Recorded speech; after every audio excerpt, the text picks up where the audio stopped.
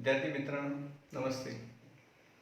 की आज आपण एक अतिशय सोपा इंटरेस्टिंग पण सीईटीसाठी बरेचसे क्वेश्चन ट्विस्ट करून विचारले जाणारा टॉपिक बघणार आहोत आणि त्या टॉपिकचं नाव आहे मॅथमॅटिकल लॉजिक. तर लॉजिक हा कशावर डिपेंड आहे? आपण डे टू लाईफमध्ये सुद्धा म्हणतो जरा लॉजिक लावा की. समजा मीच क्वेश्चन तुम्हाला जर विचारला, can you tell me what occurs twice in a week, once in a year but never in a day. बघा क्वेश्चन कसं आहे. मी काय विचारलं तुम्हाला, कॅन यू टेल मी, तुम्हाला हे सांगता येईल का what occurs twice in a week, once in a year but never in a day. म्हणजे साधा क्वेश्चन आहे. म्हणजे इथं तुम्हाला जरा लॉजिक जर यूज केलं तुम्ही तर तुम्हाला सांगता येतं की लगेच तुम्ही विचारात पडला असाल की आठवड्यामध्ये 2 घडणारं, 2 वेळा येणारं, इयरमध्ये 1 वेळा येणारं आणि दिवसामध्ये एकदाही न येणार अशी गोष्ट कोणती आहे? लगेच थिंकिंग सुरू होतं आपलं. तर याचं उत्तर काय आहे? ई. वीक या वर्डमध्ये ई 2 वेळा येतं, इयरमध्ये ई एकदा येतं आणि डे मध्ये ई एकदाही येत नाही. म्हणजे थोडं लॉजिक लावलं ना, आपण सहज बोलत असताना सुद्धा म्हणतो की लॉजिक थोडं लावा म्हणजे तुम्हाला ते सुटेल. आणि मॅथमॅटिक्स हा सब्जेक्ट मध्ये प्रॉब्लेम सॉल्व्ह करत असताना, कन्सेप्ट हे करून घेत असताना किंवा ऍप्लिकेशनला विचार करत असताना लॉजिक लावावं लागतं, हे लक्षात घ्या. आता हा टॉपिक टोटल डिपेंड आहे तो आपल्या कम्युनिकेशन वरती.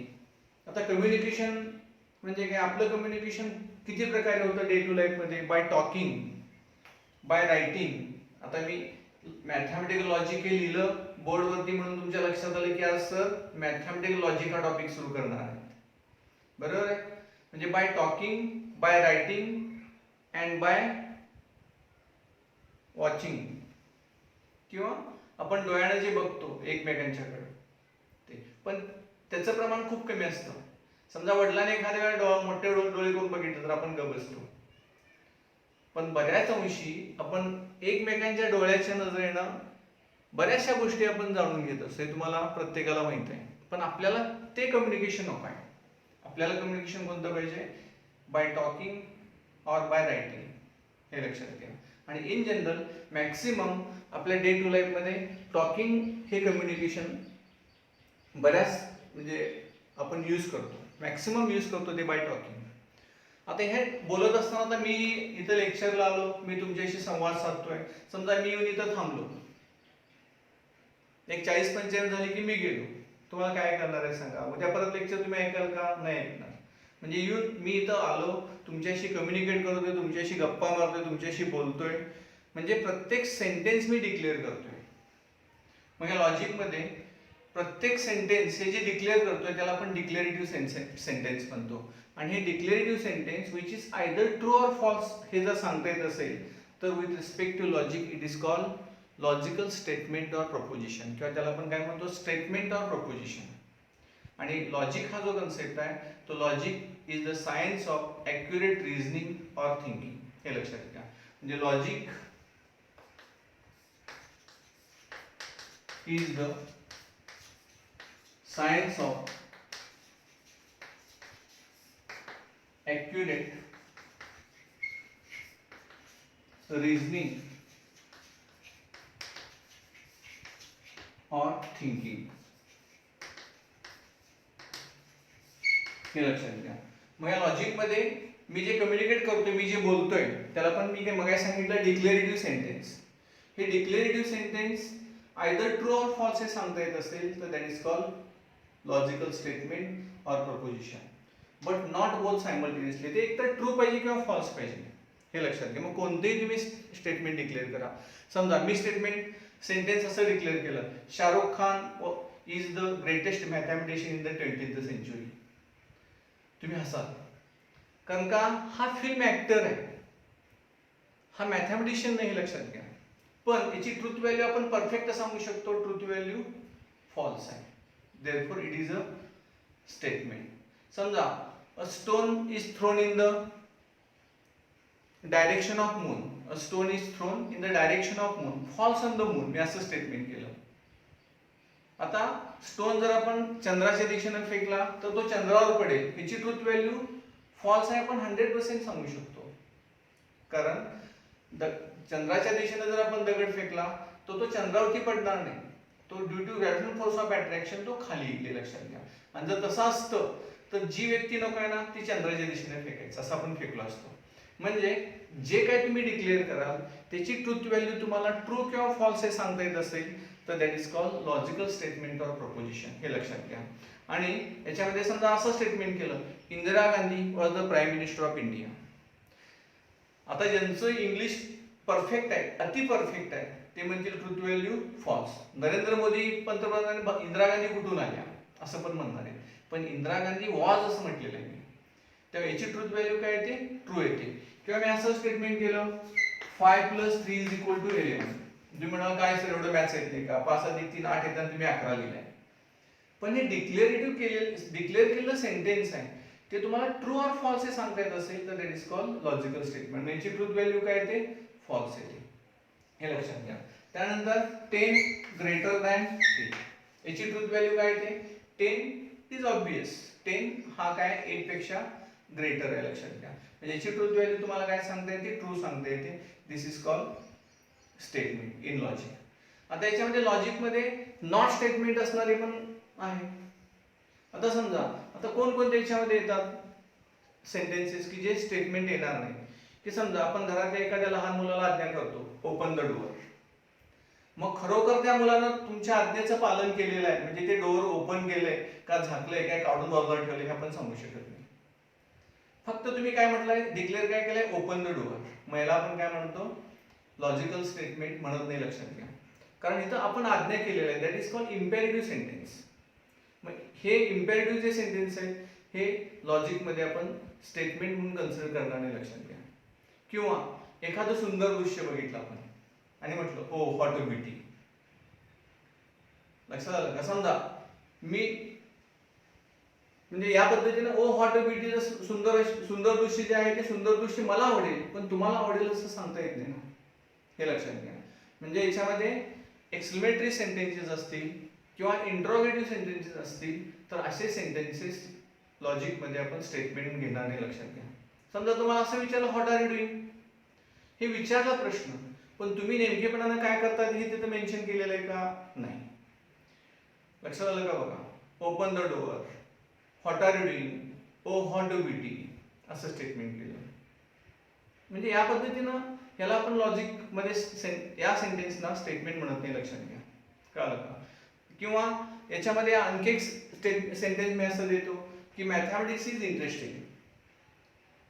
मग बरेच जण काय सर असे बरेच जण म्हणणार ना तुम्ही, कारण मॅथमॅटिक्स हे कसं होतं इंटरेस्टिंग, याची ट्रूथ व्हॅल्यू देत असताना पर्सन टू पर्सन बदलणार ना, हे लक्षात घ्या. पर्सन टू पर्सन याची ट्रूथ व्हॅल्यू काय होते किंवा ट्रू किंवा फॉल्स हे आपण बदलणार. विथ रिस्पेक्ट टू मी जर म्हटलं तर ट्रूथ व्हॅल्यू काय येणार, ट्रू येणार. समजा तुमच्यामध्ये काही जण म्हणतील सर आम्हाला मॅथ्स काय जमत नाही, फक्त आता इंजिनिअरिंगला जायचं आहे म्हणून आम्ही थोडंफार काहीतरी करून पासिंग करून आम्ही जाणार आहोत. तेव्हा बऱ्याच जणांना तुमच्यामधल्या सुद्धा मॅथमॅटिक्समध्ये इंटरेस्ट नसतो. बऱ्याचशा स्कूल लेवलला जर बघितलं तर बऱ्याच जणांचा मॅथमॅटिक्स हा विषय राहिलेला असतो. तेव्हा पर्सन टू पर्सन याची ट्रूथ व्हॅल्यू काय होणार आहे, बदलणार आहे, लक्षात घ्या. लक्षात आलं का. म्हणजे या पद्धतीनं हे जे डिक्लेरेटिव्ह सेंटेन्सेस आहे त्याची ट्रूथ व्हॅल्यू तुम्हाला नेमकेपणानं ट्रू किंवा फॉल्स सांगता आली पाहिजे, तर त्याला आपण काय म्हणतो लॉजिकल स्टेटमेंट ऑर प्रोपोजिशन. लक्षात आलं का बघा. त्यानंतर याच्यामध्ये ओपन सेंटेन्स. आता ओपन सेंटेन्स म्हणजे काय, x + 5 = 7 हे ओपन सेंटेन्स आहे. किंवा ही इज अ डॉक्टर. आता ही म्हणजे कोण तुम्हाला माहिती आहे का, मी फक्त सेंटेन्स असं केलं की ही इज अ डॉक्टर, मग तो खरोखर डॉक्टर आहे का कंपाऊंडर आहे का आणि कोण आहे हे आपण सांगू शकतो का, त्याच्यामध्ये काहीच मेन्शन केलेलं नाही ना. म्हणजे ही इज अ डॉक्टर हे काय ओपन सेंटेन्स आहे. म्हणजे असे जे सेंटेन्सेस आहेत ते आपण लॉजिक मध्ये स्टेटमेंट म्हणून घेणार नाही, लक्षात घ्या. लॉजिकल स्टेटमेंट ऑर प्रोपोजिशन असं आपण घेणार नाही, लक्षात आलं का बघा. म्हणजे असे जे कन्सेप्ट आहेत म्हणजे त्याच्यामध्ये इम्पेरेटिव्ह सेंटेन्स असेल, हे ओपन सेंटेन्स x + 5 = 7 याची व्हॅल्यू, याची ट्रुथ व्हॅल्यू तुम्ही कसे घेणार? x ची व्हॅल्यू जर 2 असेल तर ट्रुथ व्हॅल्यू 2, पण x नॉट इक्वल टू 2 असेल तर ट्रुथ व्हॅल्यू 2 येणार का? फॉल्स येणार. म्हणजे त्या सिच्युएशन मध्ये याची ट्रुथ व्हॅल्यू बदलते. लक्षात आलं का बघा? त्यामुळं लॉजिक या टॉपिक मध्ये आपल्याला पहिला जो पॉइंट शिकायचा तो लॉजिकल स्टेटमेंट. मी तुम्हाला सांगितलं logic is the science of accurate reasoning or thinking. त्यावरून लॉजिकल स्टेटमेंट म्हणजे काय किंवा प्रोपोजिशन म्हणजे काय सांगितलं. त्याच्यामध्ये a declarative sentence which is either true or false but not both simultaneously is called logical statement किंवा स्टेटमेंट किंवा त्याला आपण प्रोपोजिशन पण म्हणतो. लक्षात घ्या. आणि logical statements are denoted by small letters P, Q, R etcetera. लक्षात आलं का? हे 2-3 पॉइंट मी तुम्हाला इथं पहिल्यांदा लिहून देतो आणि त्यानंतर मग आपल्याला नेक्स्ट पॉइंट याच्यामधला बघता येईल. बघा, पहिला जो पॉइंट आहे तो स्टेटमेंट और प्रोपोजिशन. स्टेटमेंट और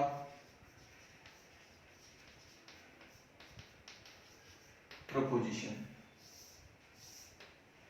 A declarative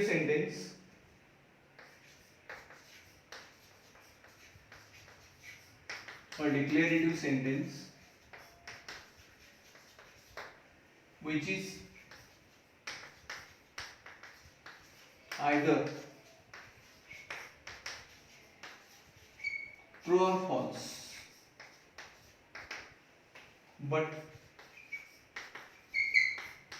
not both simultaneously.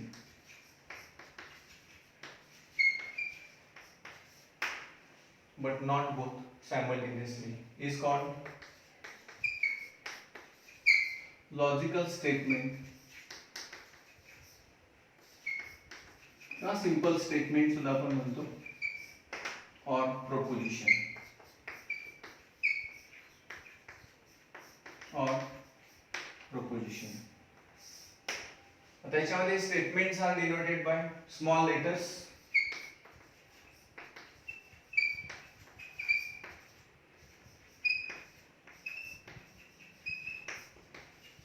denoted by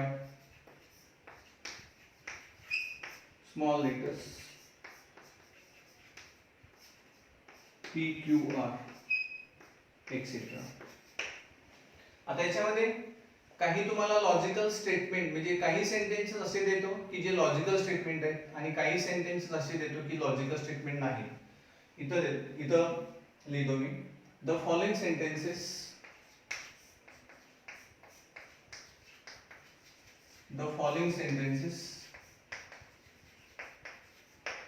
are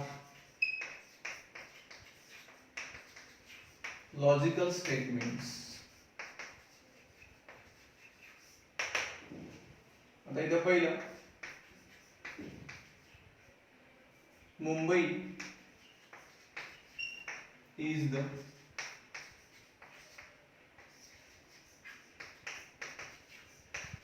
capital of India. आता Mumbai is the capital of India ही महाराष्ट्राची राजधानी आपल्याला माहित आहे. मात्र मी तर स्टेटमेंट काय सेंटेन्स काय डिक्लेअर केलं? Mumbai is the capital of India. याची ट्रुथ व्हॅल्यू फॉल्स आहे आपण सांगू शकतो. Therefore it is a statement. त्यानंतर सेकंड 5 + 3 = 8. याची ट्रुथ व्हॅल्यू आपल्याला ट्रू हे सांगता येतं. 5 + 3 ही व्हॅल्यू 8 येते. त्यामुळे इट इज अ स्टेटमेंट. त्यानंतर तिसरं अ stone is thrown in the direction of moon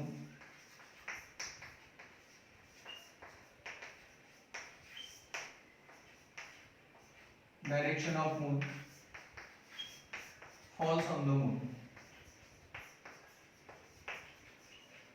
याची ट्रुथ व्हॅल्यू काय फॉल्स आहे सांगू शकतो. That is a statement. हे लक्षात घ्या. त्यानंतर चौथा स्टेटमेंट असं लिहितो ax² + bx + c = 0, a not equal to 0 is a quadratic equation.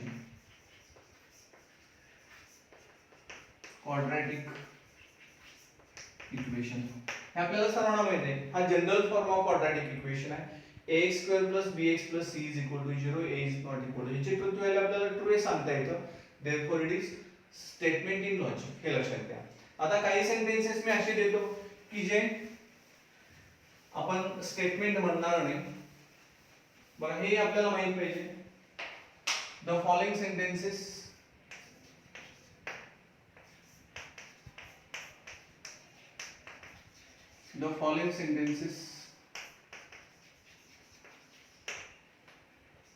are not statement in logic. First, he is a doctor.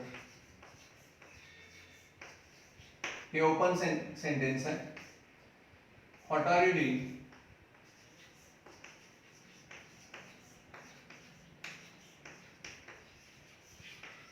हे एक्सप्लेनेटरी आहे. म्हणजे आपण याच्यावरती क्वेश्चन विचारला त्याचा आन्सर काय मिळाले आपण सांगू शकत नाही. हो, may God bless you.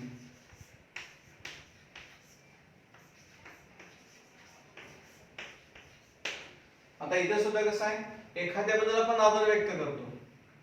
O may God bless you. आजारी पडला असेल, बघायला गेलो असेल आपण, ओ मे गॉड ब्लेस यू. पण खरोखर ते मनापासून आपण आदर व्यक्त केलाय की मनातल्या मनात म्हणणार झालं, बरं झालं, मिळलं तर बरं होईल असं मत जर म्हणत असेल आपण, तर हे आपण परफेक्ट सांगू शकत नाही. म्हणजे खरोखर मनापासून आदर व्यक्त केलाय काय, वर्ण आपण आदर व्यक्त केलाय आणि मनात वेगळ्याच आपल्या भावना असतील, विचार असतील, तर त्याला आपण ट्रूथ व्हॅल्यू, ट्रू किंवा फॉल्स आपण सांगू शकत नाही.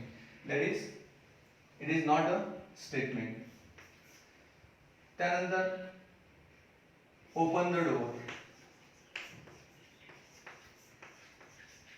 आता हे सुद्धा ओपन सेंटेन्स आहे, त्यामुळे it is not a statement.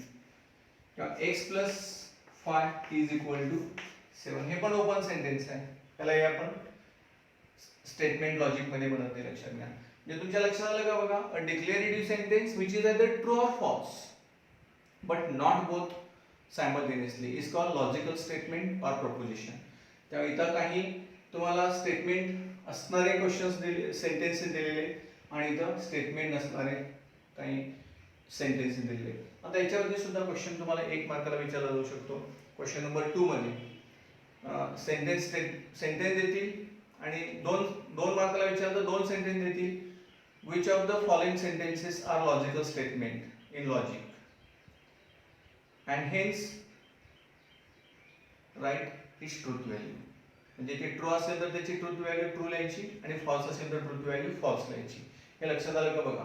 त्यामुळं हे open sentences, imperative sentences, exclamatory, interrogative असे जे सेंटेन्सेस आहेत, म्हणजे आपण त्याच्यामध्ये आज्ञा करतो, काही रिक्वेस्ट करतो, असे जे असतात त्याला आपण अशा सेंटेन्सना लॉजिक मध्ये लॉजिकल स्टेटमेंट किंवा प्रोपोजिशन म्हणणार. आणि लक्षात घ्या, हे सर्वांच्या लक्षात आलं का बघा.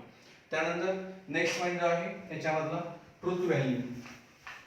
आता ट्रूथ व्हॅल्यू म्हणजे काय की each statement is either true or false. म्हणजे लॉजिक मधलं प्रत्येक स्टेटमेंट हे काय असतं, either true or false. हे लक्षात घ्या. मग ते जर ट्रू असेल तर त्याची ट्रूथ व्हॅल्यू काय लिहायचं, टी, कॅपिटल टी, आणि फॉल्स असेल तर ट्रूथ व्हॅल्यू काय लिहायची, कॅपिटल एफ. हे लक्षात घ्या. तर नेक्स्ट जो पॉइंट आहे truth value.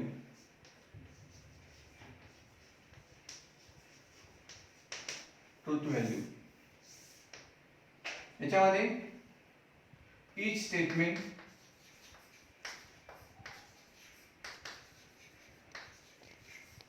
in logic is either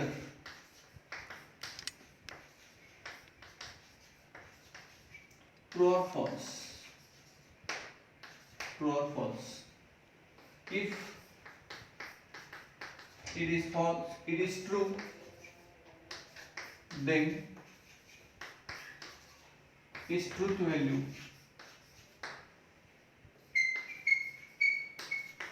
is denoted by capital T, and if it is false,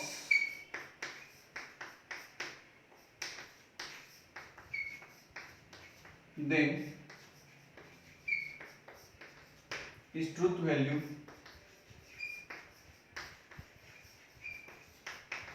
is denoted by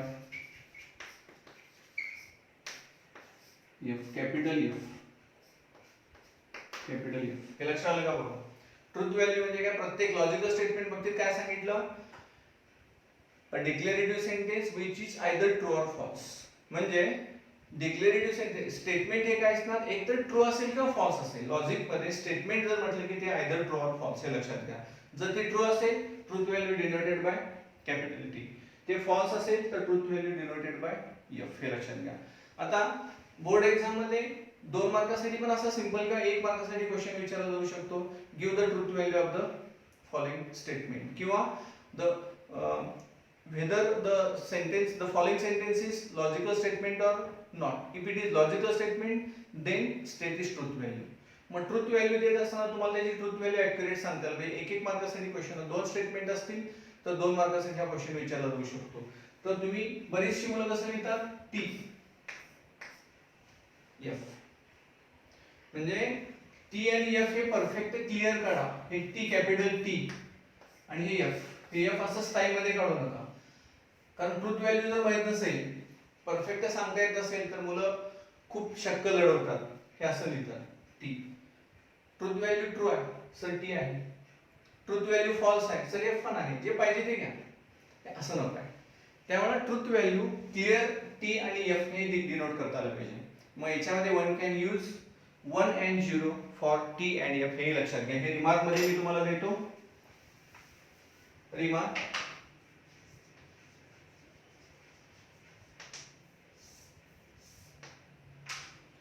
one can use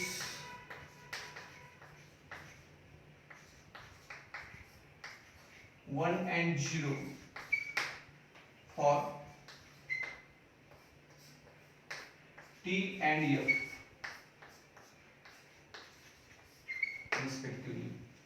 म्हणजे 1 हे T साठी आपण डिनोट करतो, 0 हे F साठी डिनोट करतो. हे तुम्हाला ऍप्लिकेशन ऑफ लॉजिक शेवटचा जो पॉइंट आहे टॉपिक मध्ये शिकणार आहात. Application of logic to switching circuit. तिथे स्विचिंग टेबल करत असताना टी ऐवजी 1 घ्यायचं आहे आणि एफ ऐवजी 0 घ्यायचं आहे, म्हणून मी इथे ते पॉइंट मेन्शन केला.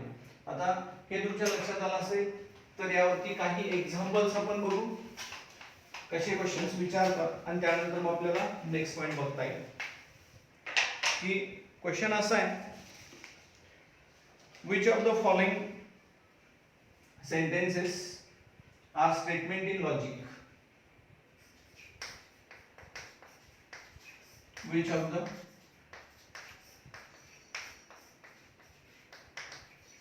following sentences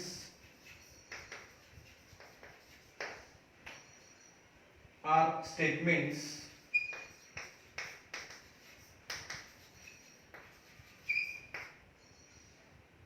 in logic? Write down the truth value of statements. Write down the truth value of the statements.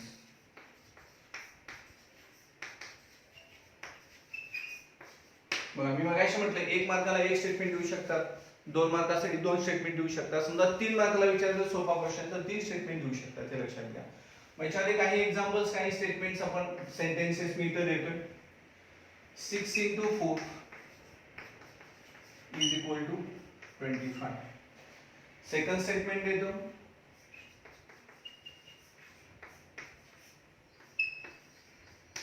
empty vessel contains nothing.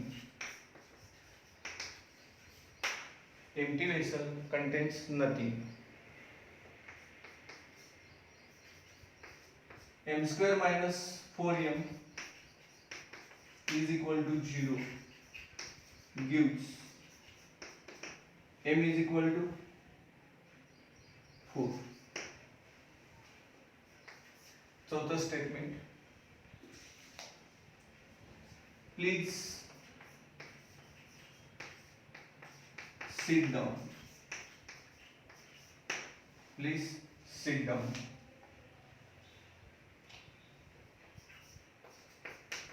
2 is only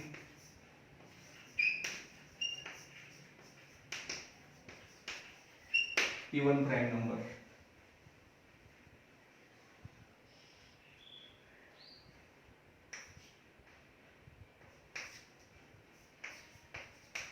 He is honest.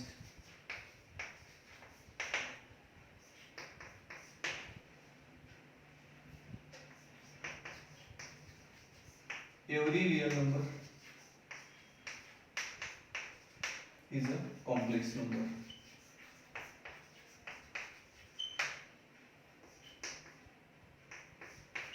The square of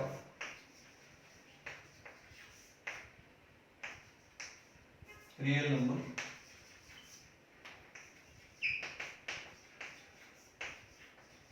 is always positive. And take statement, x plus 9 is equal to 6. Question काय आहे? Which of the following sentences are statements in logic? Write down the truth value of the statements. म्हणजे याच्यामध्ये जर statement असेल तर त्याची तुम्हाला truth value द्यायला सांगितलेली आहे. आता वन बाय वन आपण बघू. 6 × 4 25. आपल्याला माहित आहे साइन चौक किती येतं 24 येतं, मात्र इथं 25 दिले म्हणजे it is a statement in logic. याचा आन्सर काय येणार सोल्युशन लिहित असताना? It is a statement in logic and its truth value is T.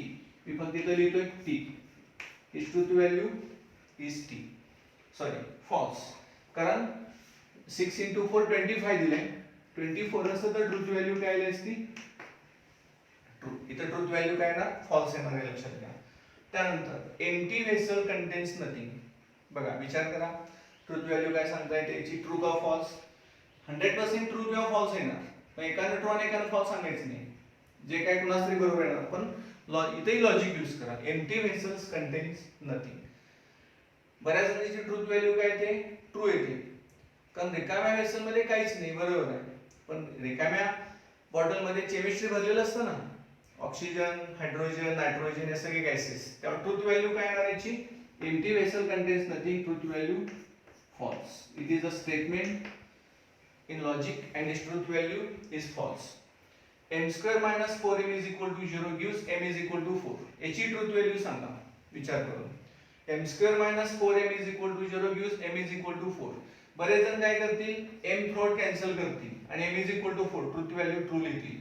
पण ही ट्रूथ व्हॅल्यू फॉल्स आहे, कारण का m जर तुम्ही कॉमन घेतला तर m minus 4 is equal to 0.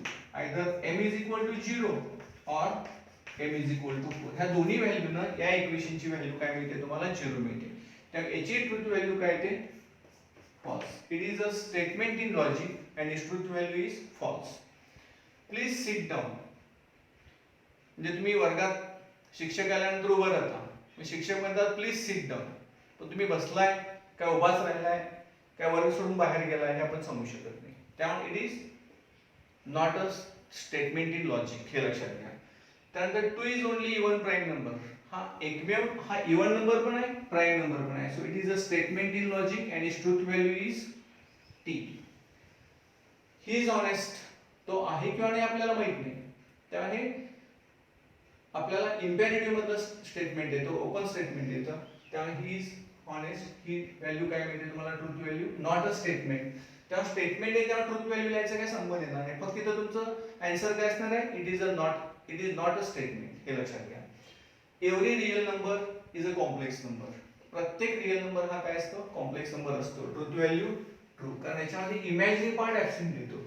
कारण आपण 5 जर घेतला तर आपल्याला 5 कसं लिहिता येतं? 5 + 0 आहे. इमॅजिनरी पार्ट काय येतो? ऍब्सेंट येतो, कारण कॉम्प्लेक्स नंबर कसा येतो? x + iy. This is real part, हा imaginary part. Imaginary part absent असेल तर which is purely real number, आणि रिअल पार्ट ऍब्सेंट असेल तर which is purely imaginary number. हे कॉम्प्लेक्स नंबर मध्ये तुम्हाला 11वीला झालेलं आहे. त्यामुळे every real number is a complex number. Truth value true. त्यामुळे it is a statement in logic and its truth value is T. A square of real number is always positive. A square of real number is always positive. बरेच जण लगेच within a fraction of second न विचार करता truth value काय लिहितात? True. आणि कोणत्याही नंबरचा स्क्वेअर हा काय येतो पॉझिटिव्ह येतो. मात्र कोणतेही स्टेटमेंट किंवा कोणतेही एक्झाम्पल सॉल्व्ह करत असताना ते कॉन्सन्ट्रेशन विचार करा आणि मग त्याचं सोल्युशन लिहा. आता square of real number always positive नाही, square of real number is always non negative. कारण का झिरोचा स्क्वेअर हा झिरोच येणार, zero is a real number आणि झिरो इज साइनलेस. त्यामुळे याची ट्रूथ व्हॅल्यू फॉल्स येते हे आपण सांगू शकतो. त्यामुळे it is a statement in logic.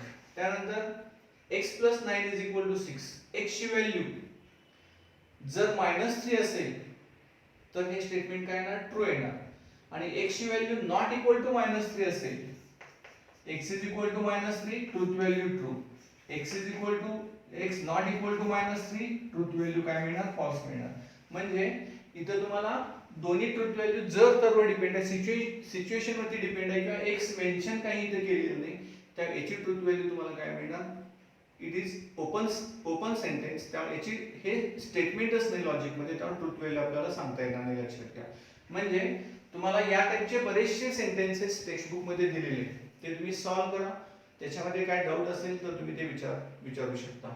लक्षात आलं.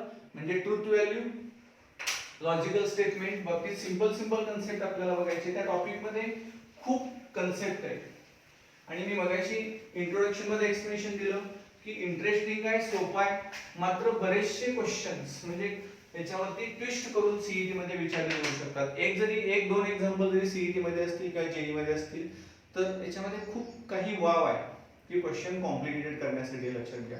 त्यामुळं प्रत्येक कन्सेप्टचा बारकाईनं अभ्यास करा, कॉन्सन्ट्रेशन अभ्यास करा, बऱ्याच वेळेला रिव्हिजन करा. जे सोपं असतं ते लगेच विसरतं, त्यामुळे जेवढी प्रॅक्टिस कराल तेवढे तुम्हाला सोपं दिलं, लक्षात घ्या. त्यानंतर नेक्स्ट जो याच्यामधला पॉइंट आहे तो सिंपल स्टेटमेंट.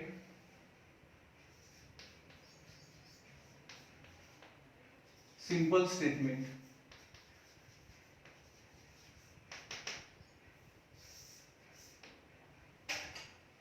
आता सिंपल स्टेटमेंट मध्ये दोन वेगवेगळे कन्सेप्ट मी तुम्हाला एक्सप्लेन करतो की जे स्टेटमेंट आपल्याला स्प्लिट करता येत नाही, a statement which cannot be split further into 2 or more statements is called simple statement. किंवा याच्यापेक्षा सोपी डेफिनेशन मी तुम्हाला सांगतो, a statement whose truth value does not depends on any other statement is called simple statement.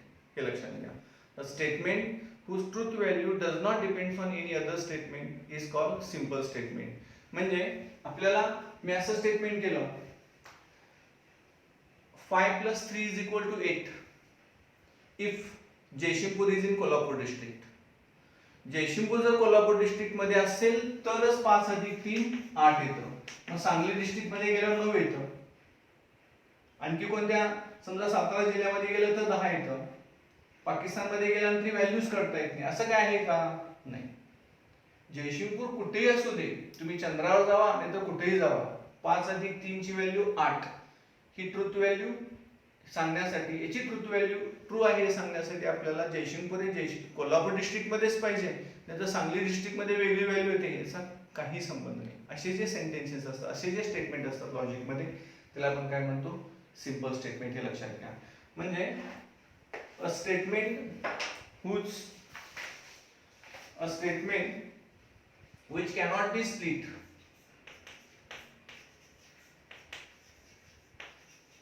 a statement which cannot be split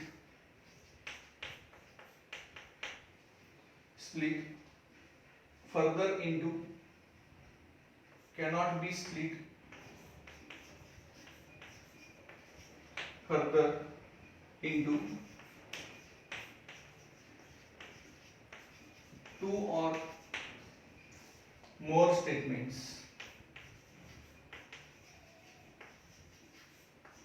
2 or more statements is called simple statement.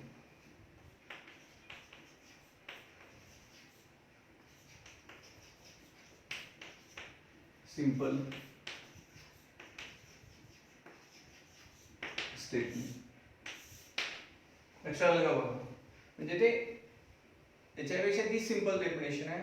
whose truth value does not depends on any other statement is called simple statement.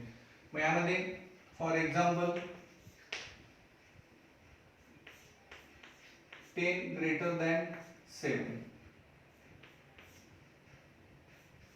12 has 6 divisors,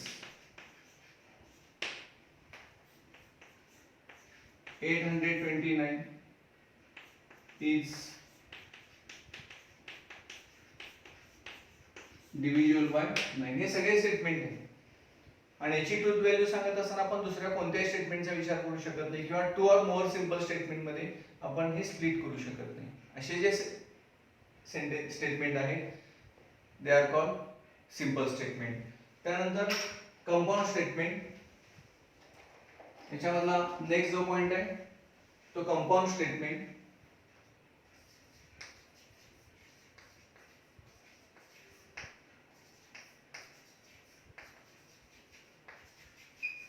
Compound statement. Compound statement is the combination of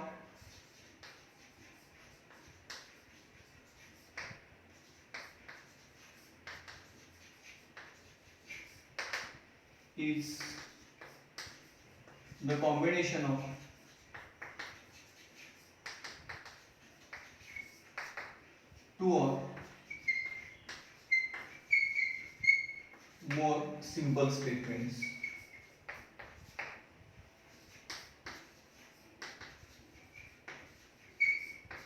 Simple statements. For example, 2 is even prime number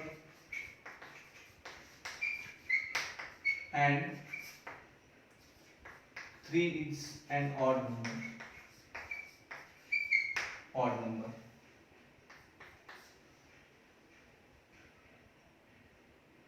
Triangle is equilateral if and only it is equiangular. बरेचसे दोन simple statement चं combination तुम्ही केला तर त्याला आपण काय म्हणतो कंपाऊंड स्टेटमेंट. म्हणजे सिंपल स्टेटमेंट लक्षात आलं का बघा, a statement which cannot be split further into two or more statements is called simple statement. त्याचे काही इथे एक्झाम्पल्स आहेत. त्यानंतर compound statement is the combination of two और more simple statement. For example 2 is even prime number and 3 is an odd number. Triangle is equilateral if and only if it is equiangular.